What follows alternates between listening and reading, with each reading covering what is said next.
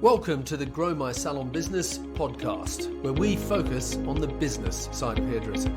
I'm your host, Anthony Whitaker, and I'll be talking to thought leaders in the hairdressing industry, discussing insightful, provocative, and inspiring ideas that matter. So get ready to learn, get ready to be challenged, get ready to be inspired, and most importantly, get ready to grow your salon business. Hello and welcome to today's episode of the Grow My Salon Business podcast. I'm your host, Anthony Whitaker, and as always, it's great to have you here with us today. I just want to start off by saying thank you for the reviews about the podcast. I do really appreciate them, and if you haven't already done so, I would be really grateful if you left us a review over on the Apple Podcast app. Ratings and reviews are extremely helpful, and they really are greatly appreciated, and they do matter in the rankings of the show. And they certainly help other people to find us. And besides all that, I genuinely love to hear what's been most helpful. So all you need to do to leave us a review is go to the Apple Podcast app, which is where most of you are already listening to this episode, and then scroll to the bottom of the page and leave a review as your way of saying thank you to my guests for giving up their time and sharing their wisdom and insights with you. Okay, so with that said, my guest on today's episode is Stefanie Fox, and Stefanie is a returning guest. Steph was last on the podcast in November 2021, which was episode 113, and it is well worth a listen. It was actually one of our most downloaded episodes of all time because it deals with a subject that no matter where you are in the world, this is a hot potato. So in today's podcast, we're going to discuss what's been happening in the world of recruitment in the post-pandemic world and what salon owners everywhere need to know about attracting, inspiring, and motivating today's workforce and a whole lot more. So without further ado, welcome to the show, Stefanie. Thank you. It's great to be back. No, I really appreciate you taking the time to come back. I know that you're very busy, but as I said in the intro, it's been one of our most downloaded episodes. So it's certainly a topic that a lot of people are interested in. Stefanie, can we, for those people that haven't heard our first interview, and as I said to people, I do encourage you to check out episode 113. But for those that haven't heard of you, could you just give a sort of a brief overview of who you are and your background? Who is Stefanie Fox? Just give us your sort of 2-minute backstory and then we'll jump in the deep end.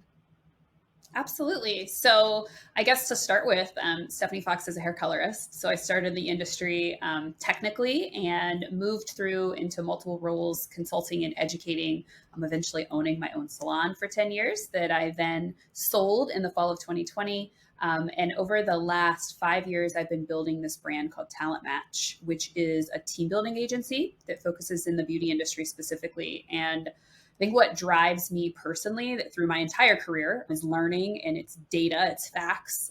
Aside from a cosmetology license, I did go back to school and do an undergraduate in marketing, and then I did a master's in business, and that kind of landed me in this space of Talent Match where I collect a lot of data, and then I use that data to help salons recruit and retain talent. So I'm just kind of always a sponge, always learning, moving my way through beauty, just to serve the people in beauty. I absolutely love the beauty industry and feel like I landed here without really understanding why I landed here. Honestly, I dropped out of college at the time and said, I'm going to be a hairdresser, and then went back years later. But it's all worked out so beautifully that I just have this amazing career that I'm so grateful for. Good. Okay. So have I done a disservice saying that it's about recruitment? I mean, you very consciously say that, I mean, you don't not say that it's about recruitment, but you very consciously say it's a team building. So is it, where's the focus mainly? Is it team building, recruitment, or are they really part of the same thing? They're really part of the same thing. So I think about Talent Match kind of in this circle where the first part of building a team is recruiting. And we absolutely spend a lot of time there because it's the biggest pain point right now. And it's the place that most salons have no business operation. So that's where we help support and build processes. So that's kind of part one. And then we also work with teams on leadership. And again, that's coming from the data. What are they looking for? And then we move into engagement strategies for retention. So we kind of think of it as this full circle. You have to find them, you have to lead and engage them, and then ultimately want to keep them. Right. Okay.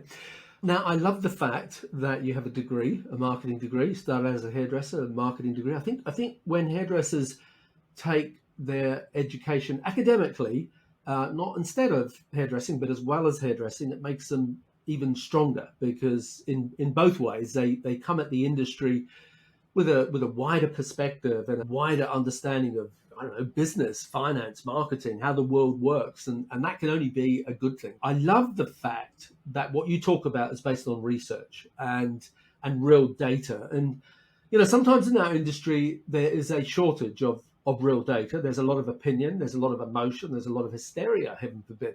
Um, who would have thought that in the hairdressing Yeah. industry there'd be any drama? But what I want to ask you about is that now I know that you do this report, this workforce survey, and I know that you've just you're in the process of finalizing your most recent, I think it's the fifth workforce Yeah. survey since we spoke to you in 18 months ago. And the world's always changing, but the last 18 months, it's just the cyclone of change, isn't it? Like coming out the tail end of COVID and employees not wanting to turn to work and people wanting a different work-life balance and inflation and the high cost of living and on it goes. So I'm thinking to myself, I can't wait to talk to Stefanie because she's got the data on what the changes are that's brought about in the salon industry. So can you talk to that based on this survey compared to the one that you'd done almost 2 years ago, I suppose? There must be a shift. So can you enlighten us as to what are the changes, what are the trends that you're seeing at the moment? Of course. So first, let me just say, one of the things I love about data is that it actually, for me, is showing us what's happening before we even take action on it. And what I mean by that is if I go back to 2018 and one of the first big surveys I did, it said then that recruiting was the number one problem. Like salon owners responded when asked, what's your biggest challenge? It was recruiting. But you didn't even hear the word recruiting attached to the salon industry until post-pandemic reopening. Then it was like this buzzword that exploded. But actually it had been 2+ years of pain.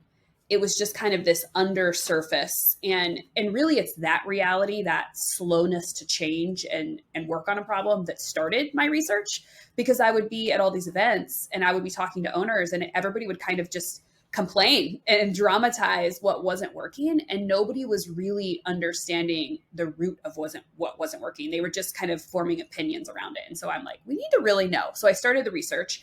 And so this is our 5th year, which I'm excited when we put out the report this year, we'll have a trend report. So we'll kind of show what's happened across the beauty professionals that are licensed, as well as the beauty student who hasn't been through school or hasn't started a career yet and is just in school.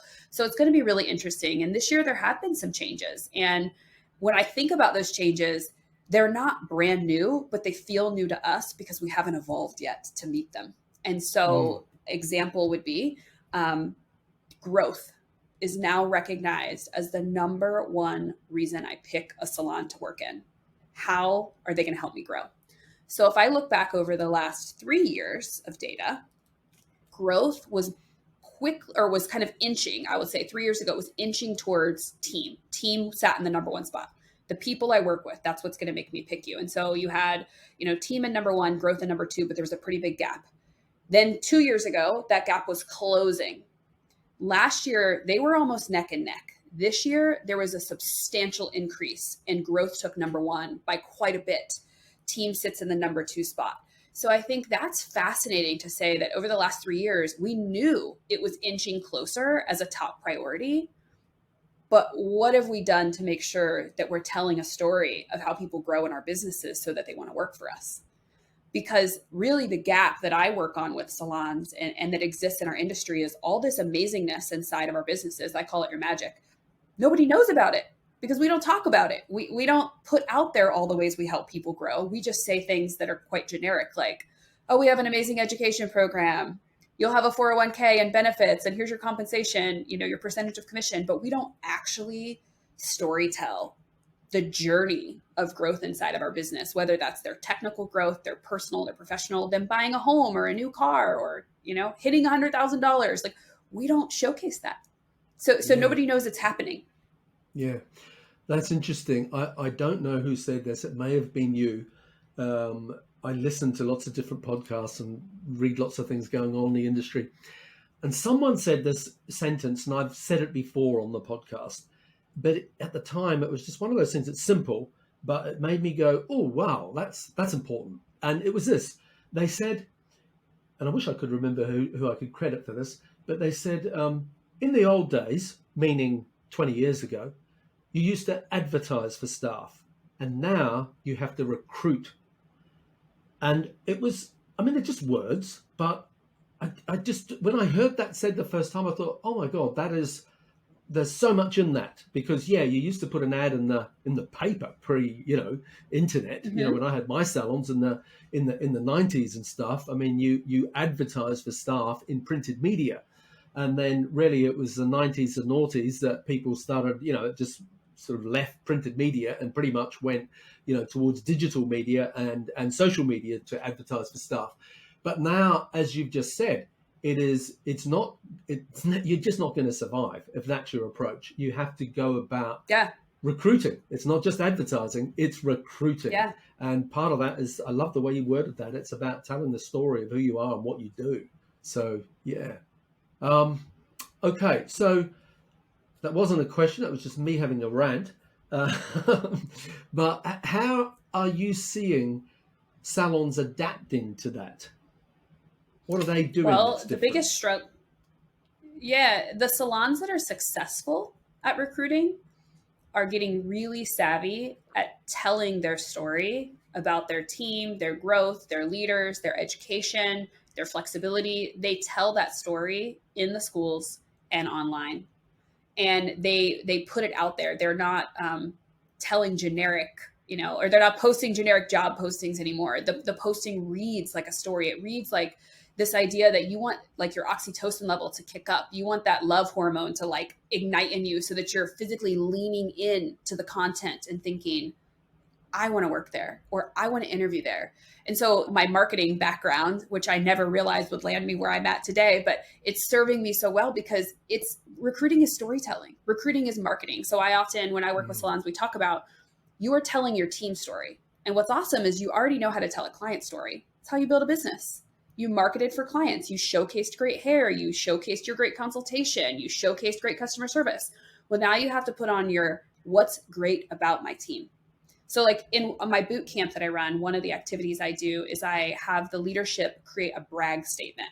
And that brag statement is their off the cuff elevator pitch. If I met you in a coffee shop and you told me you owned a salon and I said, why should I work for you? You would have a very compelling reply, something that would make me think, oh, I might want to work for you. Like, can I talk to you? Could I come in and see your business? And we have to move out of this place of, I'll use the word again, just generic. If you get on and you look at job ads, so what you were saying about the advertising versus recruiting, my version of that, and we may have had this conversation, is we used to just hire and now we have to recruit. And we used to post and pray, put up a job ad, hope someone sees it, hope they reach out. We had no power and no control. But now if we source our story internally and we talk about it, people are attracted to what we have to offer, which means that our candidate pool is better for our brand, right? There are people. We do less filtering on the backside of the application because they've already filtered.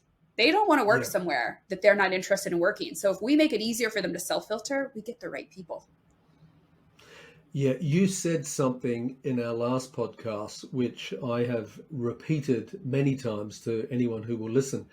And it's a different version of what you just said then. And it was that one of the results that came out of the survey, the last survey that you did, 2 years ago, was that potential employees said that you don't find us, we will find you. Mm-hmm. And I've talked about that a lot to salon owners who I just can't find staff. And I'm like, this whole conversation that we're having, it's all sort of circular and that it's all linked. And it's like, well, it's not a matter of you finding them. It's a matter of them finding you. So what are you doing about it? What have you got on your website? What's your social media like? Because young people, potential employees, are checking you out. as to whether Yeah. you are somewhere they want to work before you even know about them. And a lot of them you never get to know about because they look at your social media, they look at your website, and they don't even apply to an ad. They don't come knocking on your door. They don't even walk past. They don't come for an interview. You don't even have a chance to impress them because digitally you haven't impressed them. So that, that's why you can't find them, because they will find you Yeah. if you're doing a good job. And I love that. Well, and the data shows us this year, the pathway. If I find out about your brand and I'm interested in knowing more, my journey looks like this. First, I go to your Instagram, then I go to your website, Yeah. then I go to your team's Instagram pages, and then I read your client reviews. So, what we know about social presence is that you have 1/13 of or I'm sorry, 1/1000th of a second, which is 13 milliseconds on social. So where in like real life, you have, 7 seconds to make a first impression, on social, you Yeah. have 13 milliseconds, which means that if you're just posting up a picture that says hiring now, when you're hiring, let's say it's a month later or 2 weeks later, that person's on your Instagram, they're not going to find it because you have 13 milliseconds. So like when they scroll, they're not even going to get to that picture that says now hiring. And by the way, if they do, it's not compelling enough for them to want to keep looking and to hit your website. And so, that user pathway, we put so many barriers in front of it, which makes it hard to recruit, or let's talk about the team Instagram. I think that's fascinating. It showed up in the data for many years now, which makes sense because they say team matters. Where else would they discover about your team? Let's go online and they'll look them up. But so many websites still do not link the team's Instagram with their team photo. So if the journey is they hit your Instagram, which hopefully links to your website, which hopefully then links to a team page. Now I can click on Anthony's picture and Anthony's Instagram and immediately look at it. No barrier there. Quick, easy access. If we don't have that, you don't have their attention. Yeah. And that's good that you brought that up, because I wanted to talk to you about that, because I went onto your website and I know you have it's like a questionnaire. I forget what it's called now. About The audit. The audit. How ready Yeah. are you for recruitment? And anyway, I went through the process. Okay, so I didn't complete it. I went through and answered all the questions, but I didn't then ask for the results because I just wanted to see how it worked and what the questions were you were asking. And one of the questions was exactly what you just said. It was something about on the on your salon's website in the under our team, do you link out to all their Instagrams? And as soon as I read it, I thought that's a great idea. I wonder how many salons actually do that, because I know a lot of salon owners would be terrified of doing that because their instant reaction is, why am I because at the very beginning of this whole conversation, you said that the number one thing people want is growth. So I'm bringing people on with nothing, I'm growing them, and then I'm giving them direct access to the clients through our website on their with their unique Instagram handle. Why would I do that? So talk to us about social media, salon owner, not living in fear of clients leaving, staff leaving. Talk to us about that, because I know that salon owners will often ask for my take on all that, and what sort of security should you have in place, if any? Well, logically, it makes a lot of sense to think, why would I do that? Because we do own businesses where the client is attached to our employee, which means that if an employee leaves, the client's likely to go with them, regardless of contract, right? So when we lose an employee, we lose revenue, which is hard. That makes our businesses harder than every other business, because we spend all the money to train them, to put the marketing out, to attract the client. And if the employee decides not to stay, we lose revenue. So yes, logically, you'd think, why would I do that? But when you step out of that, like just kind of linear black and white facts, you have to also think about, if you don't focus on telling a great story the way that the team coming in wants, you will never add new staff because they won't want to join your business, which means you won't even have the possibility to grow your revenue. And adding staff is the number one way you drive revenue. Number one. On average, a stylist in a business for 1 year gets to between $50,000 and $70,000 in service revenue. You will never get that kind of increase on an existing team member by getting them to add on treatments or pre-book more, right? You have to do those things. You need their growth too, but you will never get that sort of marginal increase that way. You have to add staff. So that's one thing. The other thing is, I call this playing in our businesses on defense or offense. We have spent too long on defense. And defense means you come up with all the reasons why you shouldn't do something. It means your mindset is stuck. You're hurt. You probably have had walkouts. You've probably lost revenue. You probably struggle to grow your revenue year over year, right? You're probably sitting at the same rate that you were at in 2019, if you're even back there. You're just kind of barely inching above. And you're bitter and you're mad and you're hurt. And the fact of the matter is, because of the reality of beauty being consumer is attached to the employee, your number one job is love and lead and grow your employees. Make them want to stay. Don't worry about if they want to leave. Make them want to stay. And that's playing the offensive. That's building the best culture. That's building the best growth. That's making it so appealing that the likelihood that when they join you of them wanting to leave is slim. And instead we put all of our attention on like, well, I'm not going to do this because they're just going to leave. I say, what if you put all that energy on building such an amazing place to work? They don't want to leave. And when you lose the few that do, it's okay. Love them, help them on their way. Done. Like, don't let it burden you, because every time it burdens you, you hurt the rest of your business and you won't grow. You won't grow personally. You won't grow your revenue, and more people will leave because they'll be like, I have a bitter owner. Yeah, exactly. I've been there, done it. I understand how people feel like that, but it's living in fear. So I love your take on that. While we're talking about social media, I don't know if this is just me and that it's eventually started to wear off a little bit, but do you sense that there's a change in social media? Do you think, I mean, I don't even know if I should say this. Do you think it's becoming less relevant? Or is it now just becoming more, it's just become so totally entrenched that it's less exciting, it's less new? Because, it was new for a long time. Now it's not new. We're just sort of getting on with it, so to speak. Talk to us about that. What are your thoughts about that? So I think it's still very relevant. The data this year would tell us that where schools were the number one way that they found a job, now it's Instagram. So the last time that we saw Instagram take the number one spot for how I find a job was during the COVID closures. And then it flipped back over to schools, which makes sense. We have this captive audience. We get to go greet them. They pick us there. It's in 2023, Instagram is the number one way a stylist says that they find a job. That's collective across licensed or experienced professionals or students. So I think it's still very relevant. Yeah. And in fact, in beauty, I think it's still very new, because when I audit salon brands for their presence, it's minimal. It's minimal, and it's why they're struggling to recruit. So where some salons, I'm going to call it 50-50, have gotten good at the client, that you see the hands in the hair and the back of the head. And it's like, oh, we picked this way to showcase our clients. We're still doing nothing showcasing our team. It's so minimal. So in that sense, I still think of it as this very infant business tool that we haven't used well, that is sitting in front of us as our number one tool for recruiting.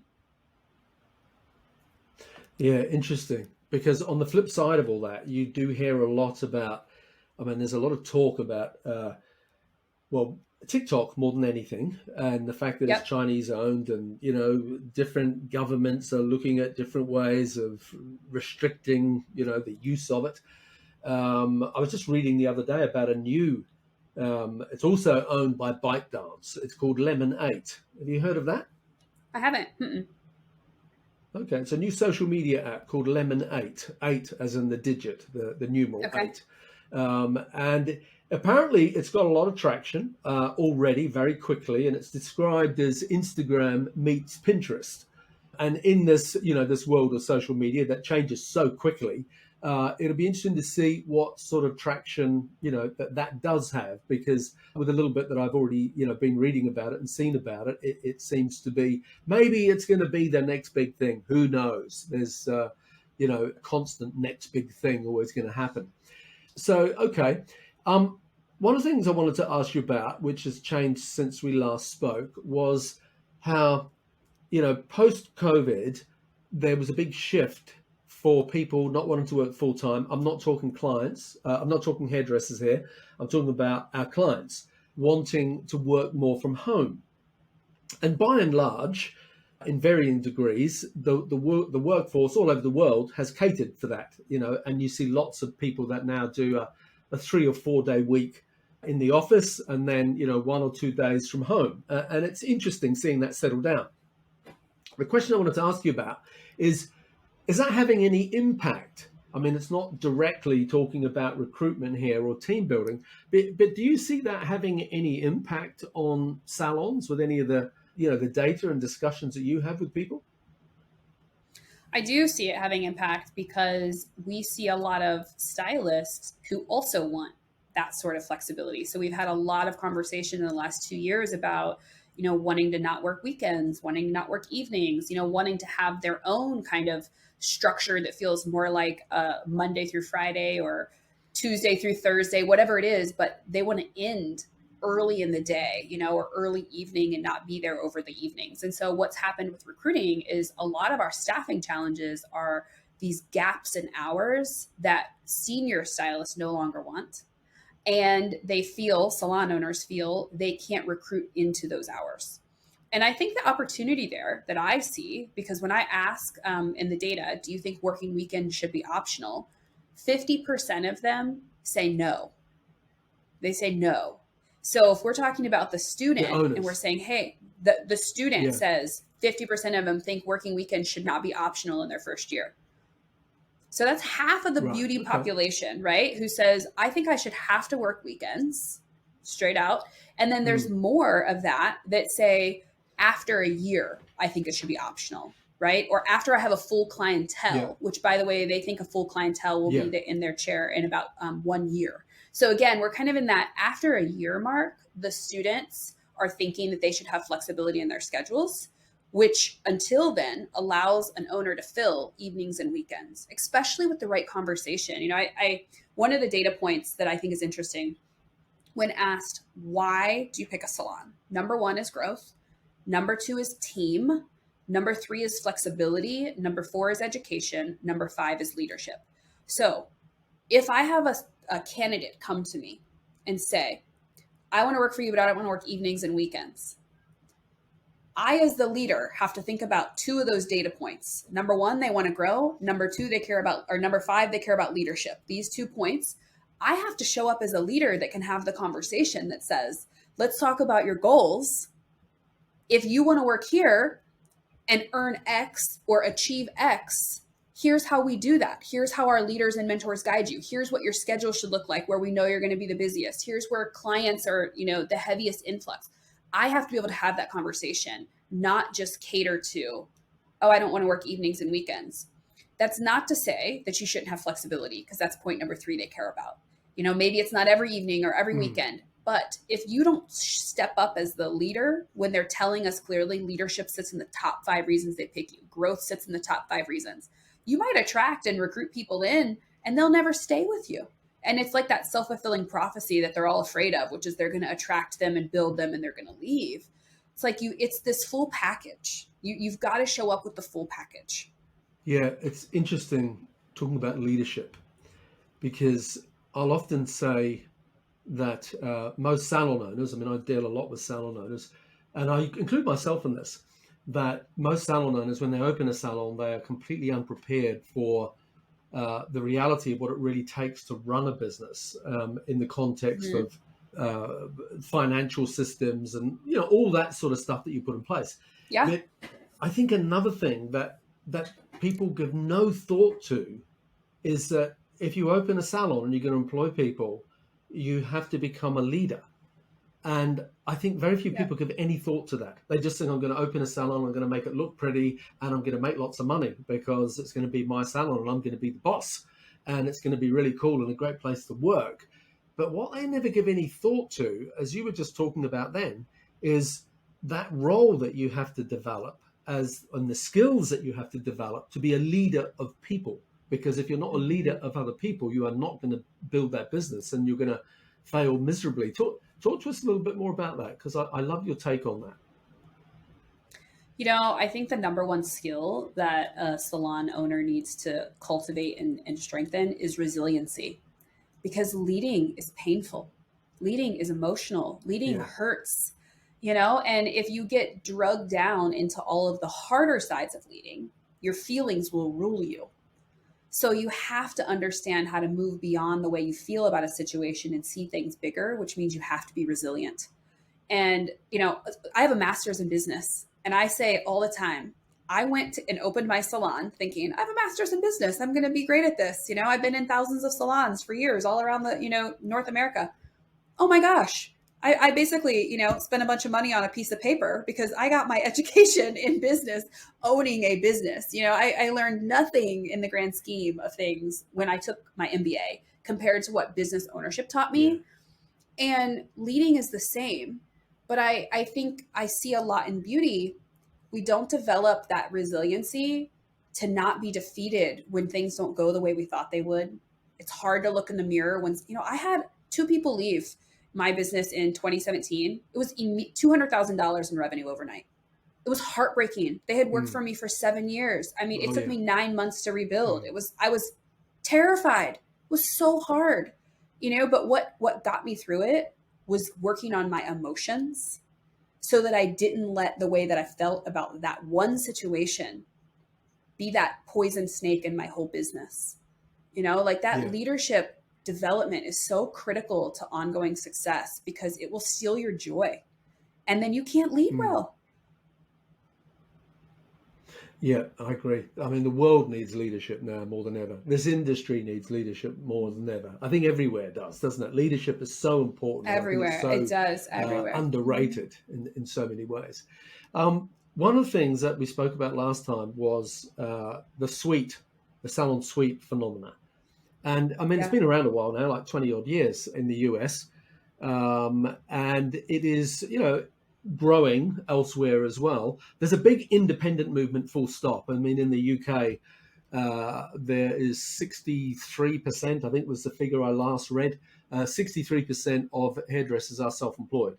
So there's not that many in suites. It is and we don't use the term in the UK booth rental so much. We usually call it, rent a chair or just self-employed. But there's a huge movement in that direction. And in many countries now, you've got, more self-employed people and you've got more salon suites. The salon suite model is growing outside of the US as well. So one of the things that I've been hearing, and it depends on who you talk to, and I know because you're data-driven, you might have come across some data on this, is that there's a lot of people post-COVID who decided, I want to get my own suite, time for a change.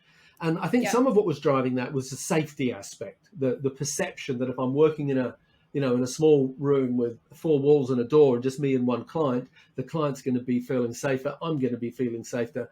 And so I think that was an influencing factor. I also think that an influencing factor was just the fact that COVID gave people a chance to step back and reassess their life and what they want out of it. And a lot of people decided, you know what, I want freedom and flexibility because I'm quite enjoying having that while I'm at home during COVID. And so I get it, but so I know there's a big influx in that direction, but what I've been hearing, depending on who you talk to, and some people have a vested interest in upping suites, but other people will say that the failure rate is really high. And I constantly hear a figure of around 40% failure rate in the first year, which is huge. Would you come across any data, or do you come across anything that makes you think that that's sort of in the realms of reality, or too high or too low, or what are your thoughts? Yeah, so I don't have data, on that particularly, but I have other data that I could put some correlations around. If you read about business ownership, they say that half of all businesses fail in the first 5 years, right? So we know owning a business is really, really hard. Now, in my community, I live in Columbus, Ohio. One of the larger privately held suite privately held suite businesses is here. It's called Salon Lofts. I had an employee who worked for me when I sold the business who left about 6 months after and went to rent a loft. Salon Lofts has over 30 locations, and every location has 20 to 30 or more suites in it. Sarah, the stylist, was put on a waiting list to find a suite because they're so booked. Okay. Wow.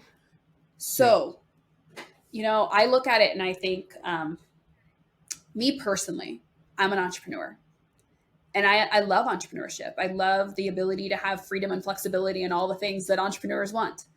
I also always feel challenged by the solitude of entrepreneurship and, seek out collaboration because I need that connection. When we look at beauty, the ease of doing your own thing, it's right there. As these suites open all over the place, it's easy entry to market. Easy, easy. That doesn't mean it's easy to stay. Doesn't mean it's easy to be successful. So again, I would say our team-based side of the industry is putting too much time and attention worrying about the success or failures of the suite side instead of saying, how do we make our side more successful? How do we elevate what people can charge so they can earn more? How do we elevate our leadership so we can grow them more? How do we elevate this side of the industry instead of spending so much energy talking about why the other side isn't going to work? Because it is working or it wouldn't keep growing, It may not work for all. Yeah, and that's definitely. really sad. Yeah.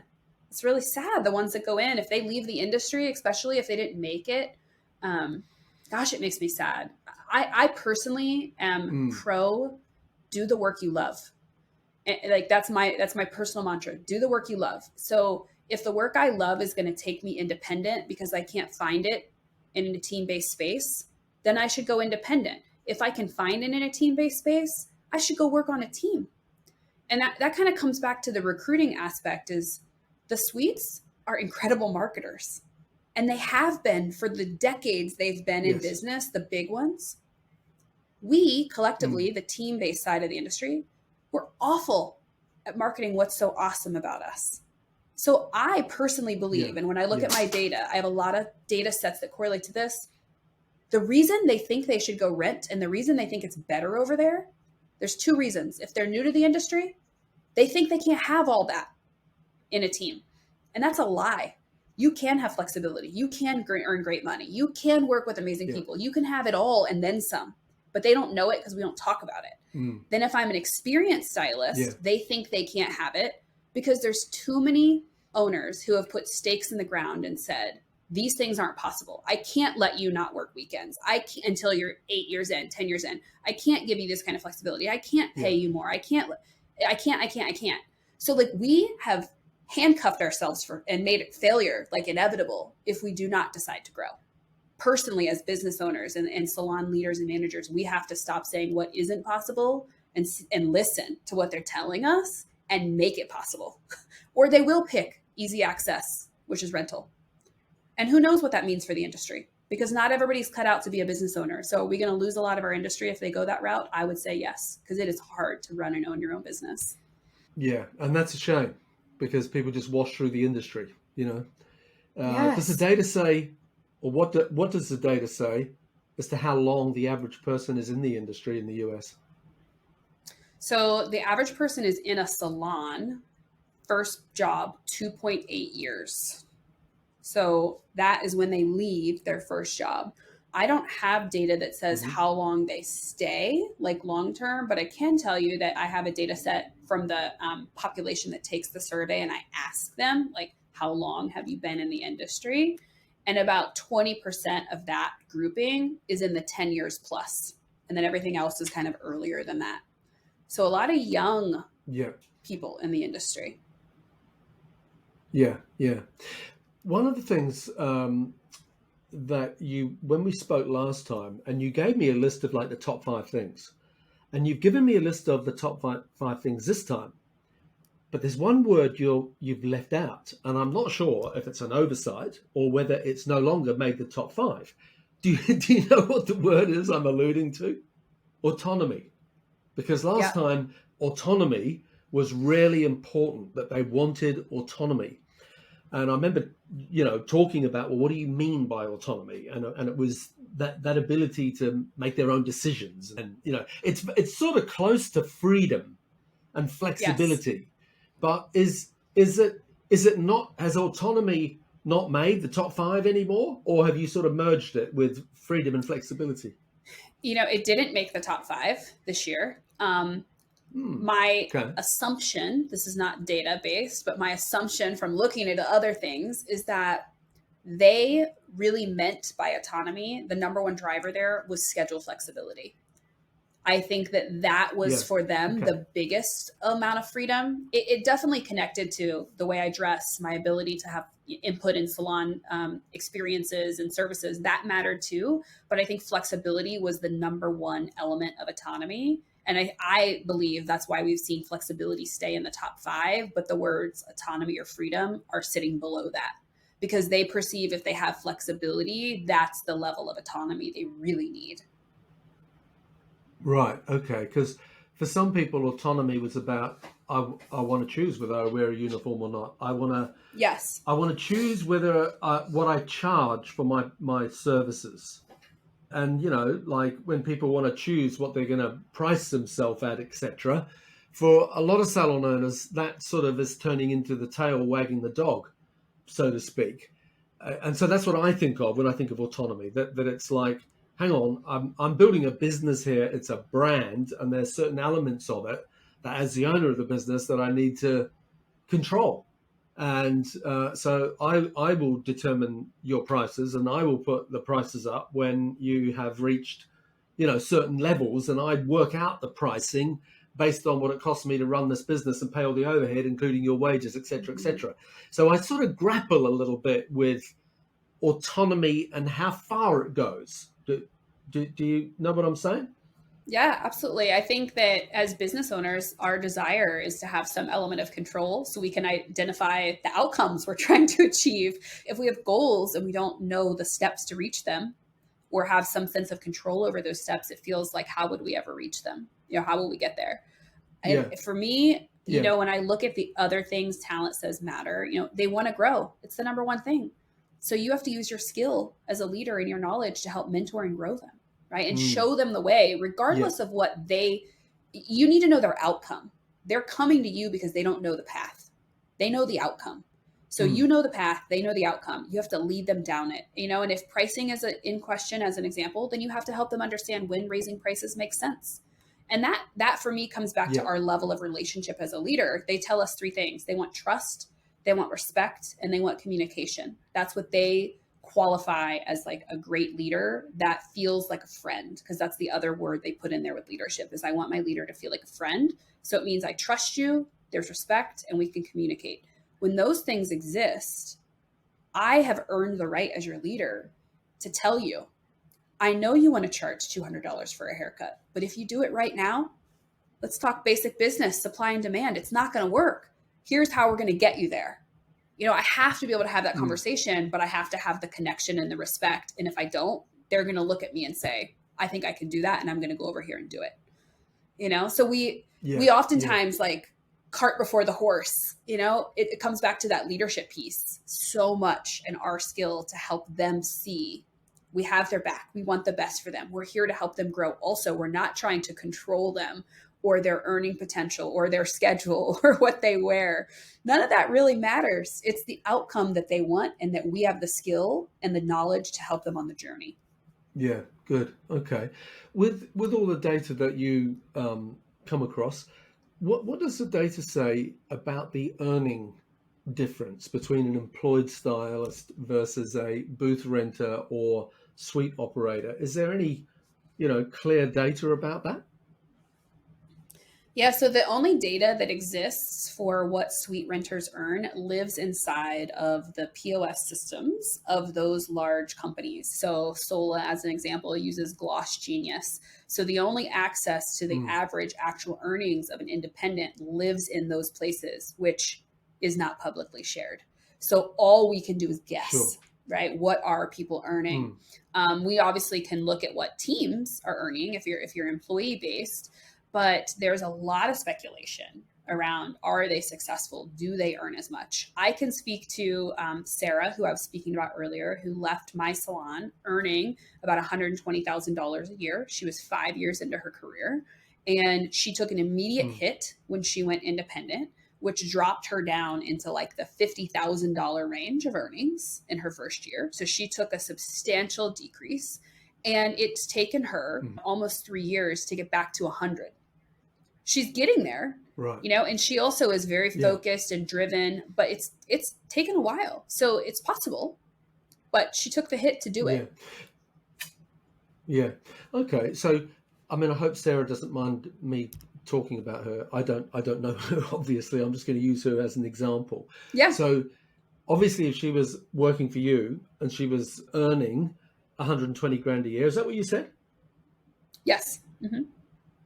Yeah, she was earning 120 grand a year. Obviously, that then means she must have been producing at least 200 grand a year, I'm going to suggest. So the next question I wanted to ask you, which is closely related because you can never separate the two, is someone working in a suite more productive? Are they generating more revenue than someone who's working in an employee-driven salon, or is there no data about that? I would tell you, if I'm again speaking about Sarah, is she more productive? Absolutely not. She is struggling to acquire the number of guests that she used to service. And her way of offsetting that is to elevate her prices. So her and I have had many conversations around what can she actually charge when she's not in high enough demand. Because she's young. Her natural thought was, well, I'm not making as much. I could charge more and do less. The smarter, not harder, all the things she's hearing on Instagram and people talking about how to be successful in business. And so we've had a lot of those conversations where she tried that. She wanted to specialize in blonding. So I can charge a lot of money if I specialize in blonding and extensions. And I said, well, you can try, but you have to attract blonde and extension clients who want to pay what you want to charge. And she's had a lot of a learning curve there because she tried to come out of the gate pretty strong with her pricing. She struggled with retention. So we had to have a look at well, how is your pricing impacting your retention? Or is it your service experience? Or, what is it? And so she's in the same, and I think this is true of every suite renter. She's learning how to develop and grow a business on her own. She's, and that is a learning curve that not everybody's cut out for, which is why not everybody makes it there. But she in particular, she left my business after I sold it because she was missing the coaching and the development. So she thought, if I'm not going to get it, I'm just going to go do it on my own. She's a bit of an outlier, and she still has had quite a journey to get back to success. So I personally, again, I think, for her, it's the right choice right now. I've asked her, would she ever go back to a team-based business? And she's on the fence. She's like, if I had the right mentor, I would. If I knew they could help me be more successful, I would. But otherwise, why would I? Yeah, exactly. I know some people. I mean, look, I'm like you. I think there's a place for every business model, and I'm just curious as an observer of the industry, what's working, what's not working, who's it working for, and what are they doing that's making it work for them, etc. And just looking at the sort of ebb and flow of the industry and seeing what direction it sort of moves in. And, I know someone that I had on the podcast, David Wagner from Jute Salons, and he was talking about this. And I asked him, I'm not sure if I asked him on the podcast or if it was after the podcast. And we were just having a chat after the recording. And I'd asked him something about, do you have people leave that go into the suite side of things? And he said, yeah, of course I do. Every business does. But he then finished up by saying, but I've also had a lot that come back.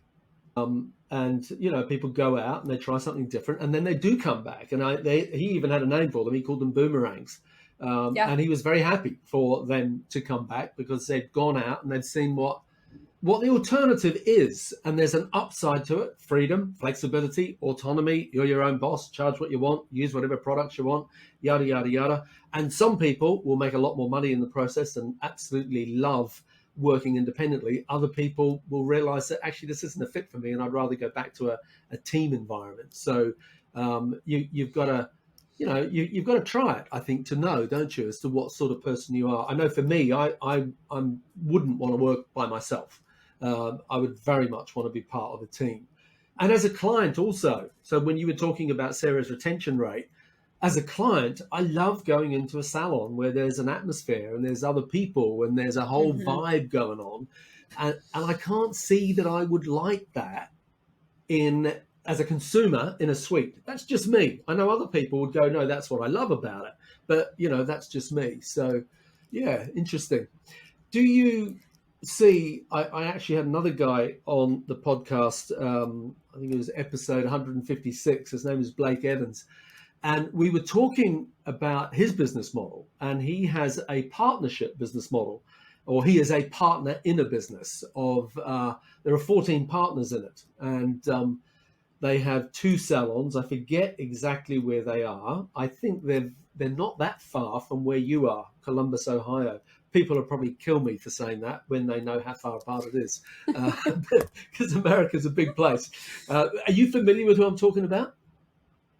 I'm not. No, I'll have to look him up. Okay. All right. Well, he is one of the partners in this salon group, and I really love the idea of it, and I've always loved the idea of it. And it's a little bit like, the model that exists in a legal firm or an accountancy firm or a architectural firm where people become partners, and so you don't have to go out on your own to have freedom, flexibility, and autonomy and make more money. You can become part of something bigger and everyone becomes a part owner of it. And I love that model for the hairdressing industry. I can't understand why more people don't do it, but I do see more people doing it. Are you seeing any of that on the ground? I see a lot of salons exploring that. In fact, one of my good friends recently did that this last year. She has a business in Slidell, Louisiana called Bella Style Salon, and she brought in a senior stylist as a 10% partner. As a way for that person to grow and be retained. And I think it's very smart. I think the reason most people don't do more of it is not enough salons have the profitability to make it worth it. So again, back to like our leadership, how we add staff so we can grow, how we keep staff so we continue to sustainably grow. We have to get better at those two things, or we don't have the profit margins in our businesses to make investment and partnership lucrative. Like for what? Why would I put money in to be a partner if your profit margin is 1%, 2%, 3%, right? We've got to help salons understand how to elevate that, which means you have to be adding staff and you have to be keeping them, or it's not worth it. Yeah, and totally. To David, let me comment. David Wagner, I love David. I've done some work with recruiting and talent match in the Jute team, and what you described that he does, his boomerang, that's a great example of offensive leadership. So the reason his boomerang works is because the way people leave is positive. He's not going after people. He's not making it hard on people to leave. He's sitting them down and understanding what wasn't working and wishing them well, right? He's leading well, so that then at the 6-month mark, his team intentionally calls and checks in, asks them if they want to come grab coffee. How are things going? At the 1-year mark, he's doing the same thing. At the 2-year mark, he's doing the same thing. And he's left that relationship intact. And he's built a place of trust that says, it's okay that you wanted to go try something new. We're here if you need us. When we lead out of bitterness and anger and frustration, when people leave, that door is not open. They'll never come back. Yeah, exactly. Yeah, that is real leadership. And that's why he's the success that he is. So, okay. One thing I wanted to ask you about is other industries. How do you see other industries outside of hair and beauty responding to change and creating more flexibility and more autonomy for the people who work there? What do you see that other industries are doing that maybe the hairdressing industry could learn from? Well, I think two things happen in other industries that can be challenging for our industry. One is other industries don't often work on appointments the way that we do, right? Some do, but a lot of industries don't have the same level of appointments that have to be live. So they've been able to embrace flexibility in a completely different way than we really ever can, because we have to be in a space with a human working on their hair at a certain time. And many people prefer to have that scheduled. So that then second element is that on-demand work that is big in so many industries, where I can kind of turn my work on and off as I wish. That doesn't work well in beauty for the upper end salon, because the people that we're serving have schedules. They need to make an appointment. So I think what we face that's a bit of a barrier are those two realities, where we have to be live and it's hard to work on demand in beauty. And so we have to then think about, as business leaders, how do we offset the appeal of those two things and embrace and lead, offensively with the power of the community and the team and the connection, being with people. Like, we have to really drive that well to offset the fact that other industries, they can beat us in flexibility. They can beat us in comp. I'm all the time thinking about how, when we tell a story at a school to recruit, do we entice somebody to feel so excited about coming to work in our salon that they don't feel like they've made a second-rate career choice, right? How do we make their parents think, oh, it's no problem. It's amazing that you want to be a hairdresser and you didn't want to be an engineer at Apple.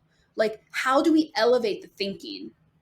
We have to do that by elevating the experience for the employee, their ability to earn more. Like, I'm kind of a proponent that in beauty, I wish I could like close my eyes and snap my fingers and all of our pricing could elevate.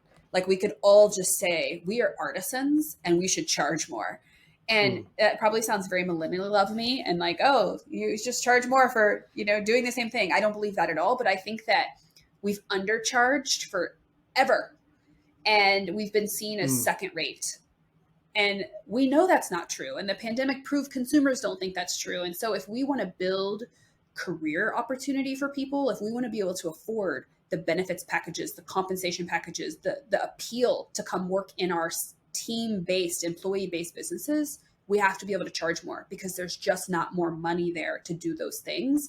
And that means that people will still be graduating from high school and their parents will still think they should go get a degree so they can go work at some big organization that can give them all of those things. And I truly believe it's not for lack of desire. We love people. Salon owners love people, or they wouldn't own salons. We can't give them all the things they want because the money is not in the industry to give them all the things they want for the majority of the industry. So we have to solve that.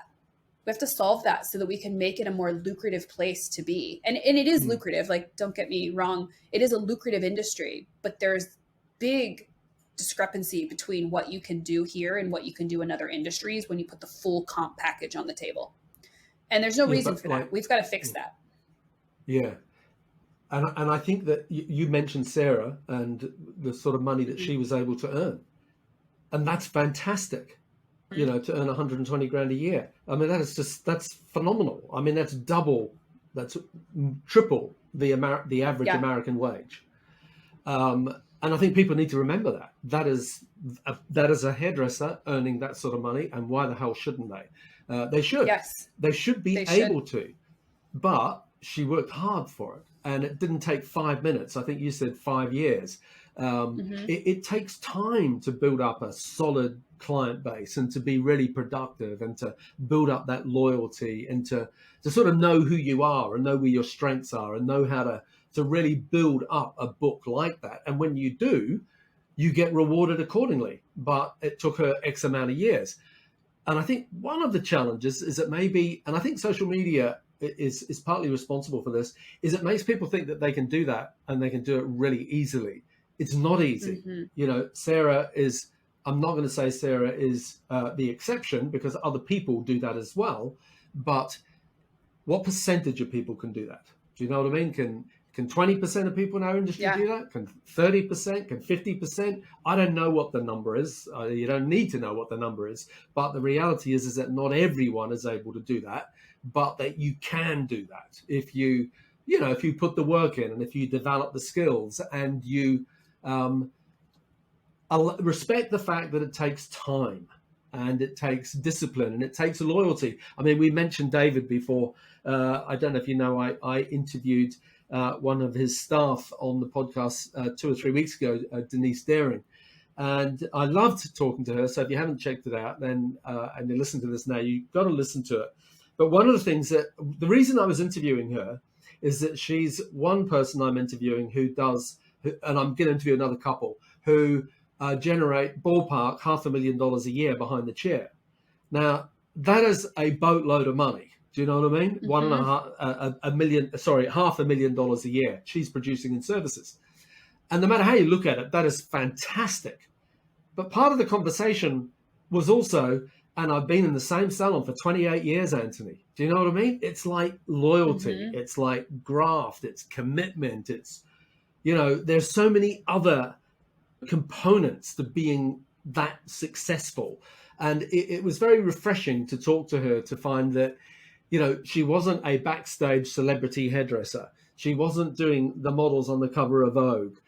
She was a grafter. She worked and she worked hard, and she was good at what she did. She was always learning. She was always looking for opportunities to get better, incredibly loyal. And my favorite bit was that in 28 years, she'd never had a sick day. I mean, can you imagine? Wow. I just laugh at that.